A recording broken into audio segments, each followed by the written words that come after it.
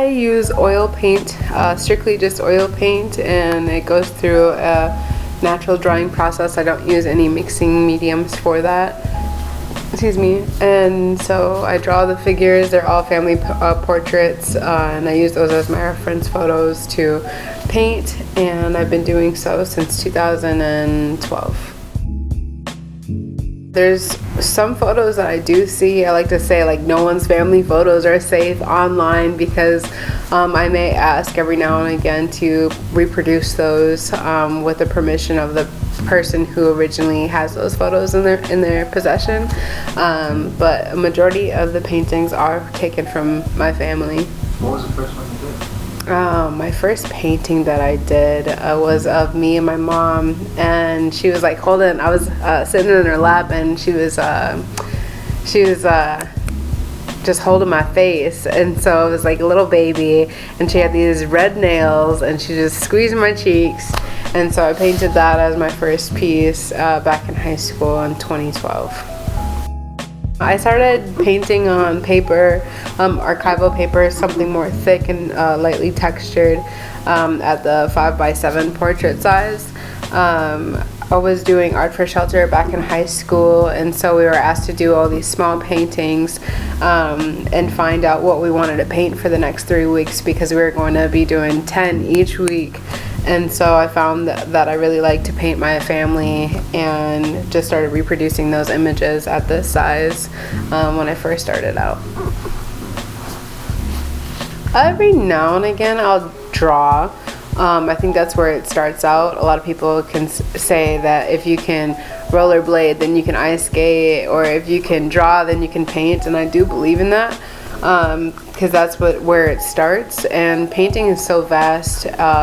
Visual art is so vast, and so I do like to switch over to new mediums every now and again as work that is on the side of my primary style, which is kind of like a relief or taking a smoke break from the big things. Yeah, the texture kind of came over the years. I was at Purpose High School for the arts back in 2011 to 2012. Actually 2011 to 2012. And so when we were doing these smaller paintings, we kind of had to get our own supplies outside of the actual oil paint and acrylics that were provided in the classroom. And so my dad took me to Michael's, and he didn't have a lot of money, and so he's like, all right, we're gonna get these brushes. He's like, but you got to pick out something I can afford. And so I was like, okay, all right. You know, I wasn't the happiest, but had to work with what we had. And so I got these pack of brushes. That was an assortment pack of brushes, just like stupid cheap, super bristly. And, you know, I worked with it throughout the high school years. I was thankful for that, because it provided me the foundation of the basic texture, which I first had. If you look onto my website, you can see older works that have that light texture. And then the works kind of grew bigger over the years. I was asked to produce larger paintings. And so with the larger scale of the canvas, I had to get bigger brushes. I had to get bigger palette knives. And so I'm mixing not only on like small pieces of paper or small palettes, but like big pieces of paper and palettes. So I was forced to move on to the smaller brushes, which are pretty standard, and then to the larger brushes, which help me just kind of like scoop up the paint and apply it.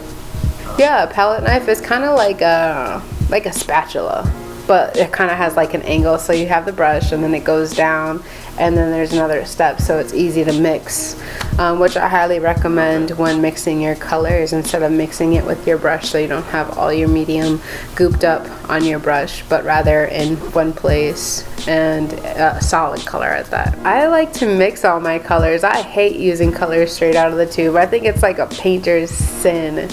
It's really, I don't ever use a color except for white straight out of the tube. Sometimes it's just necessary, and sometimes it's just not needed at all. But that's the only color I use straight out of the tube. Everything else I have to mix, because there's not going to be a specific one that's going to be just like the one on the photo. That's my favorite part of the process, is mixing the colors. I really enjoy that a lot. especially like for the hair, I cover like just solid black or brown or whatever the color hair is, and then I'll go in with the texture. So it's really only 2 layers. A lot of people think it's a building process, and it's not so much. So I'll go in, I'll draw the figures with India ink, just black ink, and then I'll fill in the necessary, like all of the canvas with the colors, and work from the background to the forefront, which is like the most closest object or figure in the painting, so it doesn't look like it's overlapping, or you have that weird space between like the outline of the figure and the background. So it just really pops off the canvas if you work in that way. I think some initial reactions that I've had from people that I don't really expect are like, are you done yet? Are these finished pieces? Because they're without facial features, and a lot of contemporary art or art that we consume has things that we're familiar with, and that kind of weirds people out, or they're unsure of the work when they first approach it because it doesn't hold those familiarities, which is okay. I want people to feel something from it. I think that successful art is able to make you feel something, and if you walk away whether you hated it or you loved it, then it was successful. Okay. You know, art is not meant to be just consumed and you leave. I think people often walk away from the museum thinking about one specific piece that had them, or several pieces that they remember or touched them in that way. So yeah, and another reaction is that, oh, this looks like me when I was a child, or that looks like my family, and I can see myself, and I have a picture just like that. And so sometimes I'll get photographs from people online, and it'll be something very similar to that in which I painted, which is my personal experience, or something within my family member very specific to that moment. And so it's very, I think that's a fun part, is seeing people connect to it in the way that they can see their family. Probably over 150. Okay. I think. Yeah. Yeah, cause I was doing art for shelter back in high school, and so the first year that was like 30 paintings out the way, since they were that tiny. And then over the years I've been working on this larger scale, and so not that many large pieces exist out there in the world because they take a lot more time, patience, material, of course. But I definitely have more of these smaller guys out there, especially because they're fun to give to family members and friends as birthday gifts. And I was very unsure back in high school. Like, I don't know about this. A lot of my peers were producing artworks that looked more realistic, and we thought that was, I tell a story all the time, so forgive me if I'm being repetitive, but a lot of my peers were producing artwork that was more realistic, and we thought that was praiseworthy. And so we're like, oh my gosh, you're a boss, you got that technique down, you executed that, you did that. And so a lot of the more popular kids were the ones who can make realistic artwork, because we looked at them as like masters of the time, being in high school and being a youth in the arts. And so the style that I developed kind of like came to me naturally, is because I couldn't paint faces, and I wanted to so bad, but I just couldn't. And so I had my studio art teachers and instructors tell me, it was Megan Rye and Karen Munson back in the day, they're like, continue to do this. This is very unique. It's beautiful. I have not seen anything like it. Just keep doing this, because it's uniquely you. And I was like, what? Almost crying in class critique as a high school student, because I didn't think that my paintings were worthy of anything, really. I just knew that it came from my heart. It was pure because it was my family, and that's what I knew. That's what I was familiar with. And so since 2012, I've been painting in this style because of those words that were, given to me during a class critique. And sometimes you really just need to hear those things from people, the certain words from certain people, to actually get through your head and see your potential.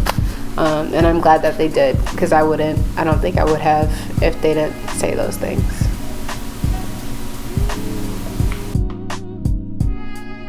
There's a lot of photos that scream like paint me, and so I have like over 400 photos like redocumented, because my grandma and my family are like, all right, some of them are like, you can take those photos, just make sure you bring them back. But my grandma's the main one who's like, you ain't taking my photos, you better take pictures of the pictures. And so I spent a lot of time like redocumenting and archiving photos that are hers. And so a lot of this belongs to like different sides of the family between my mom and my dad. And so yeah, they do feel very nostalgic, even though they're not my memories. It's fun to talk with my elders or people who are in the photos, like, hey, what were y'all doing on this day, and why has he got that look on his face, or something like that. I do enjoy having that time with my family.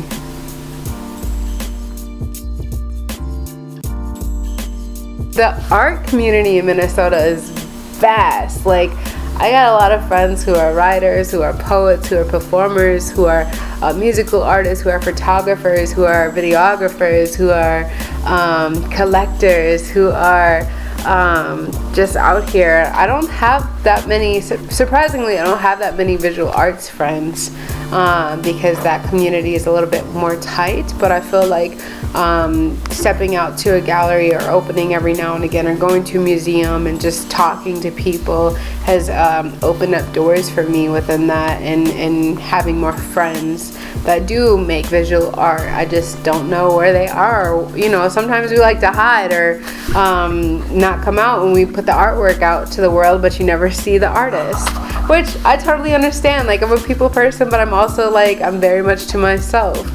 So it takes a lot of going out into the community and finding the artists instead of just hoping that they're going to be there. I was actually at a gallery opening in like 2016, and sometimes you just like find yourself looking at the same piece of artwork, staring at it awkwardly with another person standing next to you, and you're like, all right, just you got to talk. And so this person, we went on to talk about Minnesota and why we still stay here, or if we leave, why do we choose to leave. And so he was telling me that Minnesota is a playground. You have to use it in that way. There's so many resources here. There's a lot of hidden gems. There's a lot of things to get into. You just have to find your own community or your niche and like work with what you got. And so Minnesota is not only like affordable and there's jobs available, but you can do your craft and still do your job, or do your craft completely and still be able to make a living, which is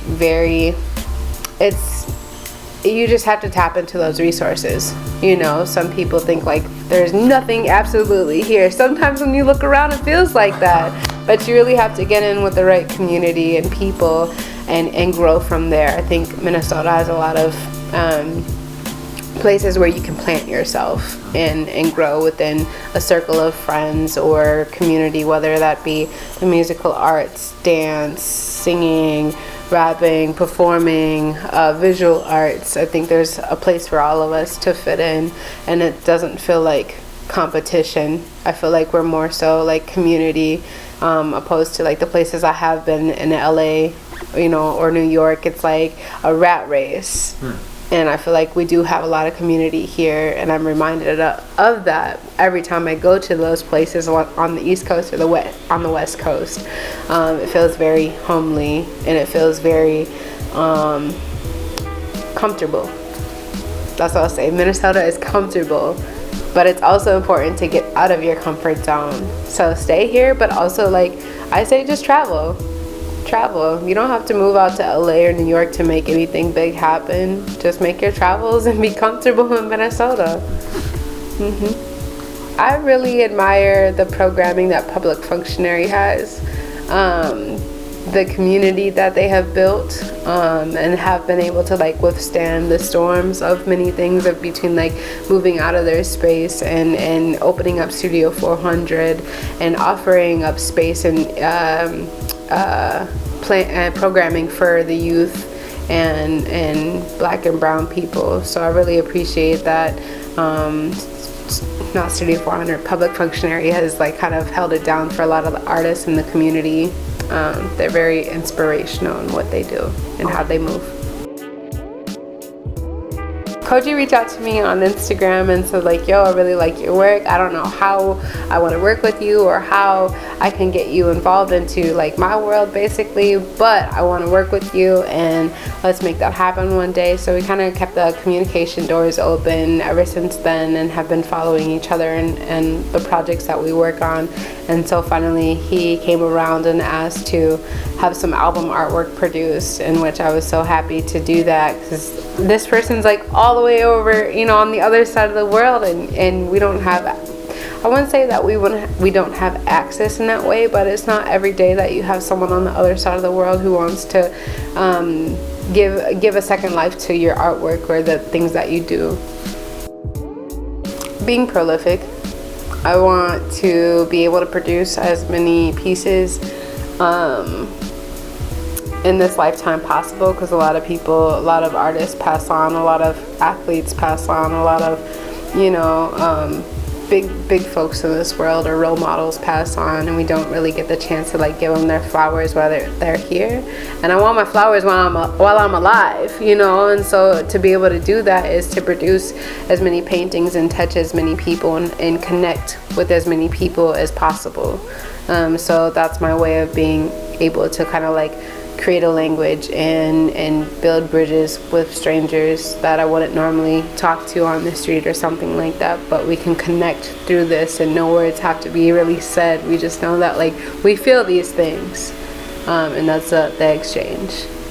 So I think that would be my highest success point that I'm trying to reach. Like I really don't care for, I won't say that I don't care for museums or big gallery shows like being at Gagosian in LA or, you know, other places. Can't say a lot of galleries off the top, but I don't ask for too much. I think making the human connection and reminding people of where they come from and how to like hold their people a little bit tighter, because every day is a new day and you never know, you know, if it's going to be your last, especially in this time. So I think it's important. That's the work that I'm trying to do.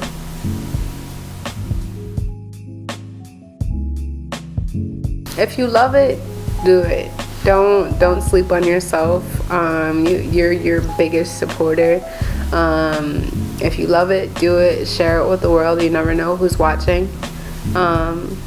And I think that it's important to like carry on. Like don't get stuck in the mud. You know, it's hard to get your feet up out that if you stay stagnant. And so it's important to keep on with your movement, whatever movement that is in your daily life, and to find your purpose. Really find your purpose, because that will have you committing to yourself every single day in a way that you never really think about, but it becomes habitual. So like that thing that you want to do, that you're passionate about, becomes like everything, your whole world. Yeah. Almost every day. If I'm not painting, I'm thinking about it, I'm dreaming about it. Yeah, almost every day. I'm not a maniac. I don't try to be at the studio every single day painting, because, you know, I don't want to get burnt out. This is something that I want to continue to have energy for and be able to practice, and still like it's my job, but I also want to be able to enjoy it. You know, I can't take that from myself. I have to continue on giving the energy, the right energy to this work. This is Staring at the City, and thank you for having me. Peace, peace.